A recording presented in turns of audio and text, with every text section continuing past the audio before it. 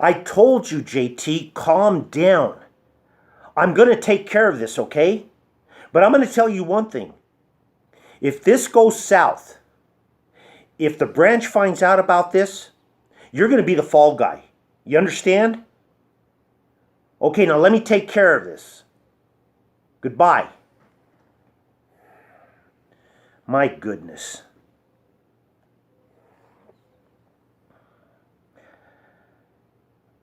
Hello, Sister Hammer Time. How are you and Brother Hammer Time doing in Cabo San Lucas? Having a good time? What's that? You're on your third margarita. Sister Hammer Time, you better slow it down. But anyway, I need to talk to Jerry. Yes, I need to talk to him now. Thank you. Hey, Jerry, we got a big problem. I was assigned to the Jonestown congregation today to give a talk, and Brother McPherson went to the Greeley South. And so all we had was JT. Now, I just got home, and JT is panicking. Now, what happened last night, the speaker that was supposed to come canceled. And JT called one of his buddies that he grew up with, Kevin Bunker. And evidently he knew him, and he knew he was a witness. And he invites this Kevin Bunker to give a talk at our hall. Well, evidently, I don't think this Kevin Bunker is actually one of Jehovah's Witnesses. I think he's an ex-witness. But anyway, what JT should have done was just had the watchtower. You know, the friends love it when we just do the watchtower because it gives them more time with their family. But no, JT has to call one of his buddies that he knew 3 or 4 years ago and invites to give a talk. Now, I grabbed some notes from one of the sisters that took really good notes. The talk was talk number 42, As Christians, We Care About Others. Now, according to the notes, he said this. He said, friends, if we're true Christians, we should have a zero tolerance toward child abuse, pedophilia. Now, as I look at the outline, it does say that we should care about others, but there's nothing about zero tolerance toward child abuse, which actually is a good point. But he mentioned something. I'm looking at the notes here. Do you know anything about the Austrian Royal Commission? I'm sorry, Australian Royal Commission. You know anything about that? Well, during the first 5 minutes of the talk, he's talking about this Australian Royal Commission where the authorities actually found out that the Watchtower did not report over 1,000 pedophiles. Now, I know we've had some problems with that in the past, but I didn't think it was systemic. Now, I mean, I don't know. I don't know if we could fact check this, but I mean, I've never heard of the Australian Royal Commission. And then he goes on to say that actually a governing body member gets questioned by one of these authorities. And I'm going to have to fact check this. The man that was questioning him asked Jeffrey Jackson, he was the governing body representative, he asked him this question, and I've got the notes right here. He asked him, do you feel that the governing body is the only channel of communication to mankind? And Jeffrey Jackson, and I quote, says, that would be presumptuous. Now, that's not what I was taught. And so we need to investigate this. The governing body is God's only channel. Why would Jeffrey Jackson say that? So I don't know. I don't think this is true. But anyway, JT realizes that his buddy is hijacking the talk and goes up to the platform. But you know what happens? 3 or 4 families evidently got up and objected. Now, you know how JT gets nervous. He's not confrontational. He actually leaves the platform and lets this Kevin Bunker give the rest of the talk. And he actually talks about some other examples where the Watchtower had to pay out quite a bit of money for child abuse cases. And evidently, according to JT, a lot of people were taking notes. So, you know, I have some big concerns. Now, it even gets worse. Sister Jensen, after the meeting, takes this Kevin Bunker guy to Red Lobster. Now, I've given a lot of talks in our Kingdom Hall. And Sister Jensen, she's very hospitable. But all I get is macaroni and cheese and hot dogs. And here we got a guy that's probably not even a witness. He's probably an ex-witness. He may even be an apostate. I don't know.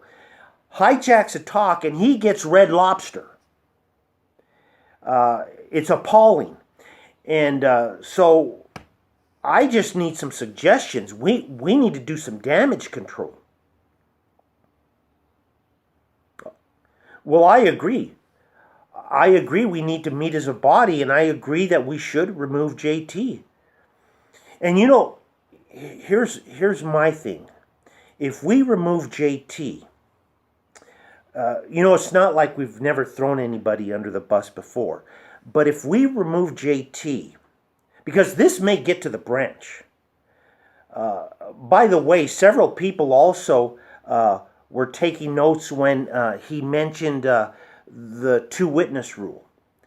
And, you know, if this gets back to the branch, we need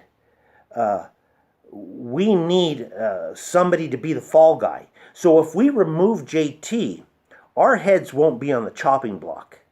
We could just tell the branch, we removed the brother, we took care of the situation.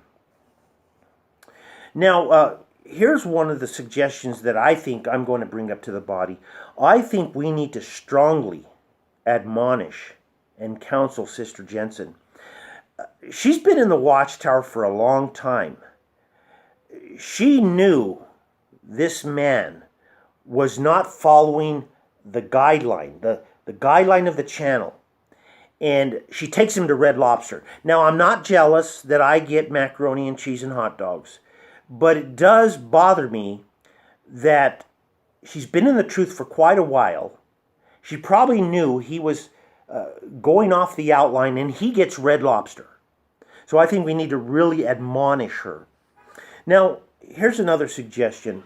What do you think about a marking talk?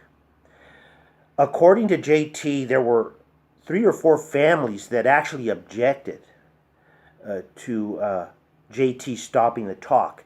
That is a flagrant disregard for authority. JT was the only appointed man there, and they pretty much said, no, get off the platform. We want to hear this information. So what about a marking talk? And let them know that they cannot question an elder within our congregation. And it's obvious by the notes, looking at these notes, that he went way off the outline. And I think as a body, we need to find out if this Royal Commission, this Australian Royal Commission, is a real thing, because I've never heard about it. Now, lastly, you know, I'm kind of thinking outside the box, but maybe as a body, we could talk about, you know, we paid a lot of money for those monitors.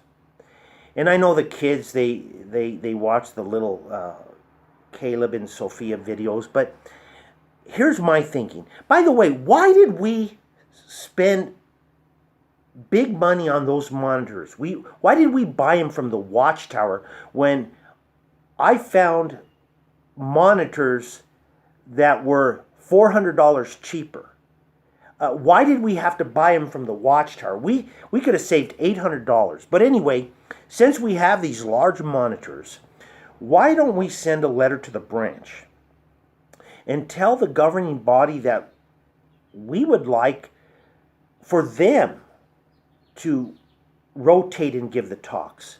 You know, my kids, they love watching Stephen Lett, especially when he makes those funny faces. They get a kick. They actually laugh about that. But, you know, since it's obvious, we don't know what a brother's going to do. I mean, almost any brother could go offline, off the outline. And we know the channel has worked so hard to provide this food at the proper time.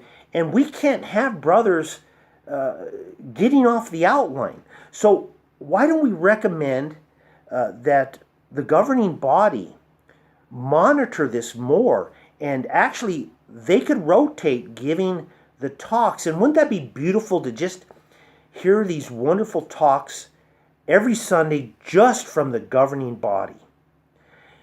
Like Tony Morris. Sometimes I feel like it's the voice of God when he speaks. And, I just think it would be so much better. And then we don't have to worry about brothers going off point. And really, the governing body, they're going to be 100% truthful.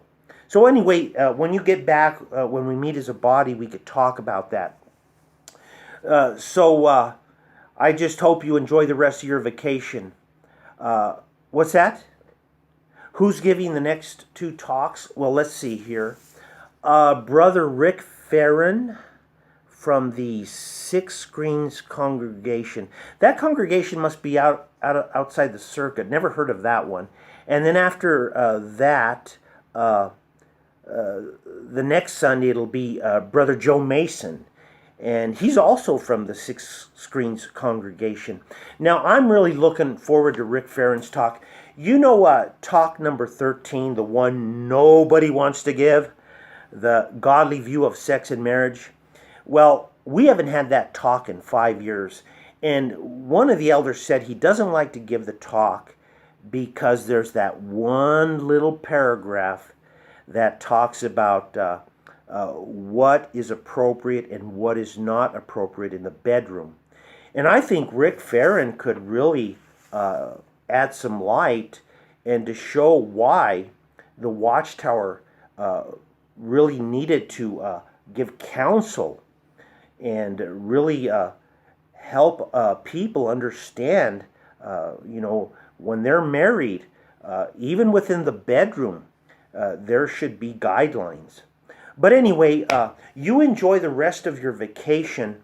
We'll see you in a couple weeks, and let's have this meeting because I don't want this getting to the branch. Because, we could have our heads on a chopping block if we don't nip this in the bud.